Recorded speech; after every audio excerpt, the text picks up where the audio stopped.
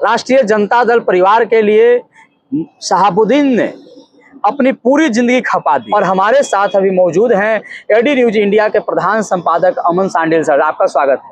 जब हम बिहार की राजनीति की बात करते हैं और राष्ट्रीय जनता दल की बात करते हैं तो उसमें मोहम्मद शहाबुद्दीन जी की चर्चा होना ही होना है। अभी भी जो राजनीति है, मुस्लिम राजनीति, अभी उनके इर्द गिर्द घूम रही है। थे वो कि जेल में रह करके उन्होंने आरजेडी को टूटने से बचा लिया था। तस्वीर जी गए सिवान, लेकिन उस परिवार से नहीं मिले। रईस खान, तीन भाई, अयूब खान, रईस खान, चांद खान। ओसामा के में वो सामर्थ्य नहीं है। रईस खान अलग हो गए। ओसामा जी और रईस जी के बीच, रईस खान के बीच इसके बाद एक संघर्ष शुरू होता है और राष्ट्रीय जनता दल के ऊपर में ये प्रेशर है कि किसी भी कीमत पर आपको सिवान से हिना साहब को टिकट नहीं देना है। नमस्कार, मैं अभिषेक कौशिक और आप सबका स्वागत है हमारे यूट्यूब मंच पर। जी हाँ, आज बात करेंगे बिहार में मुसलमानों की राजनीतिक स्थिति पर। जिस राष्ट्रीय जनता दल परिवार के लिए शहाबुद्दीन ने अपनी पूरी जिंदगी खपा दी, वो सब कुछ किया जो पार्टी की मजबूती के लिए और लालू परिवार के राजनीतिक हस्ती को बरकरार रखने में एक महत्वपूर्ण भूमिका था। लेकिन उनको जाने के बाद ही आज उन्हें दरकिनार किया जा रहा है। उनकी मृत्यु के बाद भी इस तरह के आरोप लगा, खास करके लालू परिवार पर। फिर उनके बेटा जो है ओसामा जी हैं, वो वे अरेस्ट हो गए और उसके बाद भी पार्टी जो है वो साथ नहीं दे रही है। हिना साहब इधर उधर जा रही है। ये सारे विषयों पर बात करने के लिए, यानी शहाबुद्दीन को लेकर बिहार के मुसलमानों में जो असमंजस की स्थिति है, जो असंतोष की स्थिति है, उसको लेकर हम बात करेंगे। और हमारे साथ अभी मौजूद हैं एडी न्यूज इंडिया के प्रधान संपादक अमन सांडिल सर। आपका स्वागत है। शहाबुद्दीन को लेकर, शहाबुद्दीन साहब के परिवार को लेकर, है ना, ओसामा जी को लेकर, हिना साहब को लेकर बिहार की राजनीति में क्या कुछ हो रहा है? देखिए कौशिक जी, जब हम बिहार की राजनीति की बात करते हैं और राष्ट्रीय जनता दल की बात करते हैं तो उसमें मोहम्मद शहाबुद्दीन जी की चर्चा होना ही होना है। उनके बगैर राष्ट्रीय जनता दल और बिहार की राजनीति अधूरी है। हालांकि वो हमारे बीच अभी नहीं है, लेकिन नहीं रहते हुए भी उनके महत्व को आप समझ सकते हैं कि अभी भी जो राजनीति है, मुस्लिम राजनीति, अभी उनके इर्द गिर्द घूम रही है। अगर शहाबुद्दीन जी के राजनीति को या उनके प्रभाव को, उनके राजनीतिक वर्चस्व को या अभी न रहने पर उनके उत्तराधिकार को लेकर के जो चर्चाएं गर्म हैं और अभी भी चर्चा हो रही है, उसको कई अलग अलग बिंदुओं पर उस पर समझना होगा। ठीक है, मतलब कि ये इतनी बड़ी शख्सियत है कि इनको हल्के तौर पर नहीं ले सकते और हल्के फुल्के डिस्कशन करके या थोड़ी बहुत बातचीत करके उनको नहीं समझा जा सकता। पहले आप समझिए कि राष्ट्रीय जनता दल के लिए मोहम्मद शहाबुद्दीन महत्वपूर्ण क्यों थे। 1984-85 से इन्होंने सक्रिय राजनीति में भाग लेना शुरू किया। 90 के दशक में, 90 में ये लालू प्रसाद यादव जी के साथ आए, जनता दल के मेंबर बने, युवा ज्वाइन किए। इसके बाद फिर 1995 के चुनाव के बाद जब राष्ट्रीय जनता दल अलग हो गया तो ये फिर लालू जी के और करीब आए। 2 बार विधायक रहे, 4 बार सांसद रहे। ठीक है, फिर उसके बाद 2005 के बाद इनकी सदस्यता रद्द हो गई सुप्रीम कोर्ट द्वारा। ये सब सारे लोग जानते हैं इस विषय को। तो 2009 से ये 3 चुनाव लड़ी हैं आपको हिना साहब जी, लेकिन तीनों चुनाव वो हार गई। अब रह गई बात कि 3 चुनाव हारने के बाद और फिलहाल में शहाबुद्दीन जी नहीं है तो क्या उनके परिवार का महत्व कम हो चुका है? अब यहाँ बात को समझिए। मोहम्मद शहाबुद्दीन जी का संबंध व्यक्तिगत लालू प्रसाद यादव जी के साथ था। अच्छा। और जब, जैसे कि पिछले वीडियो में आपने ही कहा था कि जब भाई, परिवार, रिश्तेदार लालू जी को जब छोड़ करके चले गए, छोड़ने लगे, तो मोहम्मद शहाबुद्दीन जी बहुत सहारा दिए थे। दूसरी बात, आपको याद होगा कि 2010 के विधानसभा चुनाव के बाद जब नीतीश कुमार जी दोबारा मुख्यमंत्री बने तो इन्होंने राष्ट्रीय जनता दल को तोड़ने का कोशिश किया। अच्छा। और उस समय शहाबुद्दीन जी जेल में थे,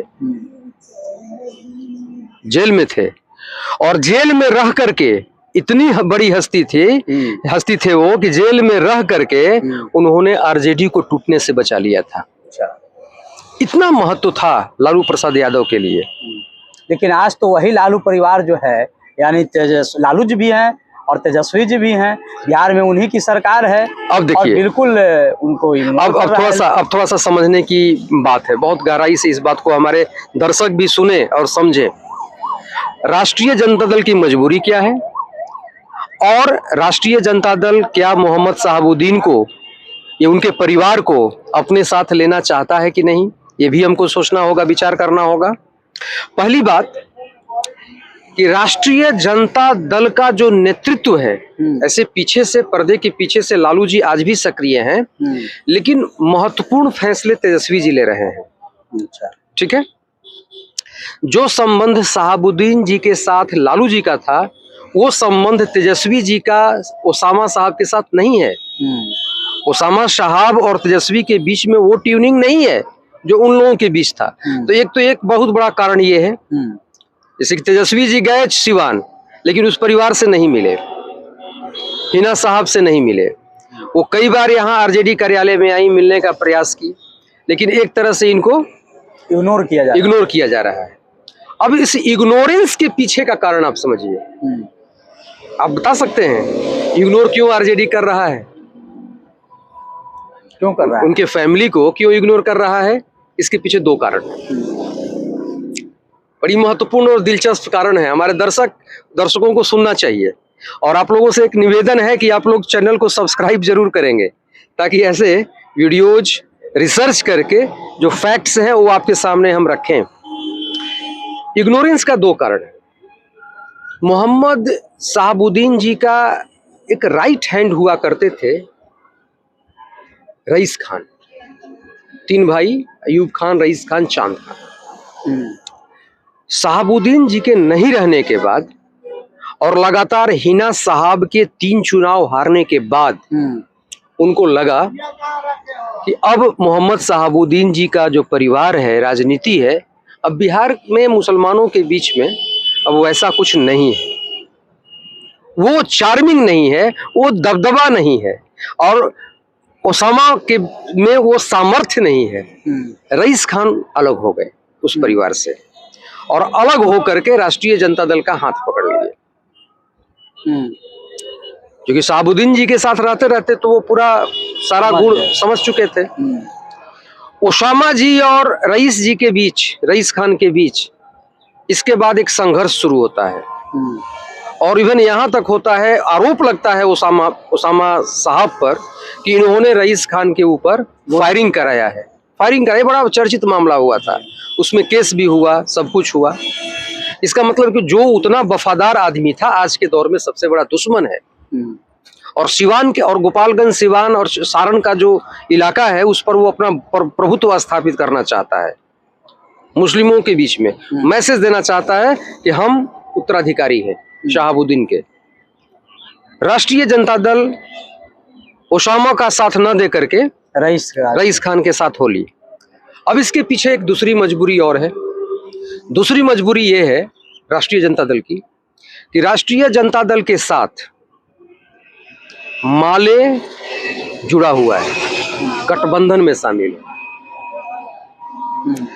और माले और शहाबुद्दीन जी के साथ 36 का आंकड़ा रहा है। आपको याद होगा एक समय बहुत चर्चित कांड हुआ था, चंद्रशेखर हत्याकांड। वो जेएनयू का कम्युनिस्ट नेता था, और वो माले में रहते हुए सिवान में जो है अपना राजनीतिक जमीन तैयार करने में लगा हुआ था। उसी बीच उसकी हत्या हो जाती है। वो एक बहुत बड़ा चर्चित हत्याकांड था वो भी, और उसका आरोप शहाबुद्दीन जी पर लगा था। अब वो शामिल थे कि नहीं थे हम न जानते हैं, न आप जानते हैं, ठीक है, लेकिन माले जो है उनको अपना दुश्मन मानता है। तो माले का एक जबरदस्त विरोध है, और राष्ट्रीय जनता दल के ऊपर में ये प्रेशर है कि किसी भी कीमत पर आपको सिवान से हिना साहब को टिकट नहीं देना है। अच्छा, ठीक है। अब एक बात और, एक महत्वपूर्ण और भी एक बात है। माले राष्ट्रीय जनता दल पर अभी वर्तमान में ये दबाव बना रहा है कि हमको कम से कम 2 लोकसभा सीट चाहिए। और जानते हैं 2 लोकसभा सीट कौन डिमांड किया है? एक आरा का, एक सिवान का। ये भी आरजेडी के लिए एक समस्या है। तो ये सब मिला जुला करके आप देखिएगा तो राष्ट्रीय जनता दल जो है पूरी तरह से इस गेम में फंस चुका है। अभी वो शहाबुद्दीन जी के ताकत को समझ नहीं रहा है। मुस्लिम कम्युनिटी की जो ताकत है ना, आज भी शहाबुद्दीन जी के साथ है। और अभी जो ओसामा गिरफ्तार हुए हैं, ओसामा साहब, तो ओसामा साहब कहाँ गिरफ्तार हुए? राजस्थान के कोटा में। सरकार किसकी है? कांग्रेस की। कांग्रेस के साथ गठबंधन में कौन है? आरजेडी है। तो क्या आरजेडी अगर पार्टी चाहती या तेजस्वी जी, लालू जी चाहते तो क्या ओसामा जी अरेस्ट होते? आप समझिए सिग्नल को, संकेत क्या आ रहा है, इसको समझने की जरूरत है।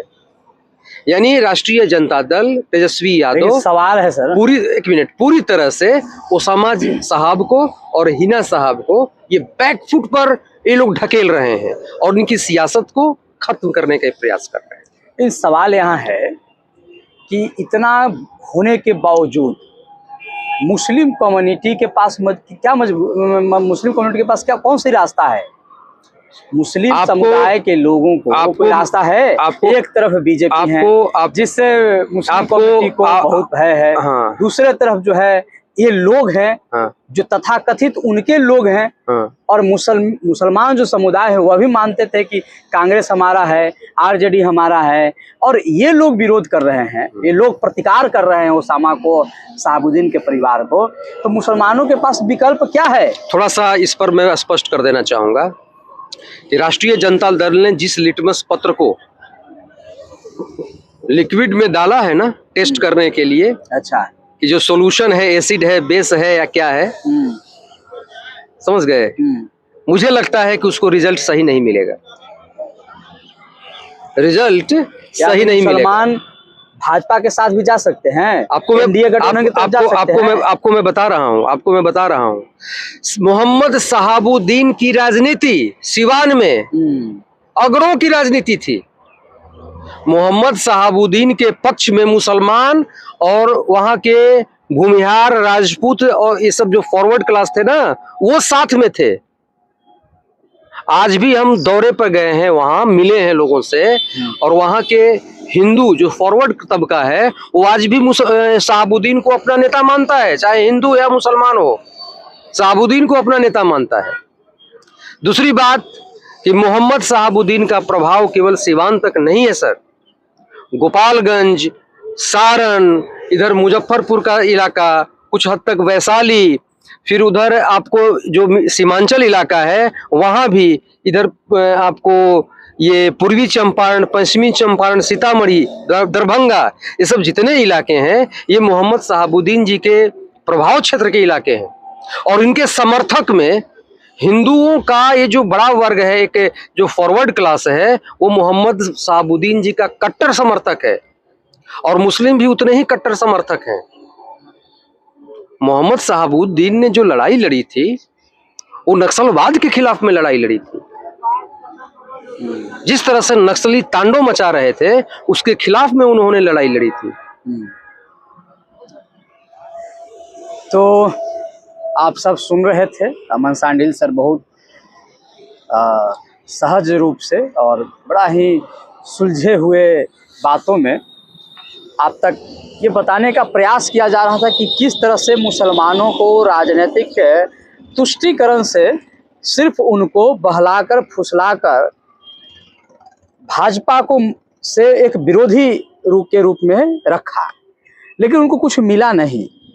जब भी मुसलमानों पर कोई संकट आया, जैसे आज उनके परिवार शहाबुद्दीन पर संकट है और उनके ही तथाकथित राजनीतिक मित्र आज उनका प्रतिकार कर रहा है, दूसरी तरफ जो है भारतीय जनता पार्टी एनडीए गठबंधन के तरफ से शहाबुद्दीन के परिवार को सहयोग भी मिल रहा है। तो ये सारी चीज़ें अभी राजनीतिक समर में आपको उलट फेर बदलाव बहुत तरह के देखने को नहीं, मिलेगा। एक बात और मैं कहना चाहूंगा कि अगर राष्ट्रीय जनता दल या कांग्रेस या जदयू मोहम्मद शहाबुद्दीन जी के परिवार के प्रति इसी तरह का भेदभाव करता रहा या उनको इग्नोर करता रहा, तो मैं चैलेंज करता हूं, मैं आम जितने भी दर्शक हैं मेरे, मैं सबको मैं बताना चाहता हूं, और आने वाला चुनाव बताएगा कि इन पार्टियों को भारी नुकसान होने जा रहा है और मुसलमान भाजपा की तरफ या लोजपा की तरफ पलटी मार सकते हैं सर, मैं डंके की चोट पर कह रहा हूं। तो मुसलमान भारतीय जनता पार्टी और लोजपा की तरफ पलटी मार सकता है। अब देखना है आगे क्या होगा। जो कुछ भी अपडेट रहेगा हम लोग ईमानदारी से उसका विश्लेषण आप तक पहुंचाने का प्रयास करेंगे। आप सबको सादर प्रणाम। मैं हूं अभिषेक कौशिक और आप सबसे एक करवद आग्रह है कि अभी तक आप जनप्रहरी मीडिया और एडी न्यूज़ इंडिया को सब्सक्राइब नहीं किया है तो सब्सक्राइब करिए और वीडियो को ज़्यादा से ज़्यादा शेयर करिए। इतना शेयर करिए कि मंच भी मजबूत हो और आप सबका एक जो डेमोक्रेटिक जो वॉइस है, साउंड है, उसको भी मजबूती मिले। बाकी आप सब हम दोनों से ज़्यादा राजनीतिक रूप से सजग हैं, सूझबूझ है। यह बिहार के लोगों में प्राकृतिक देन है। नमस्कार।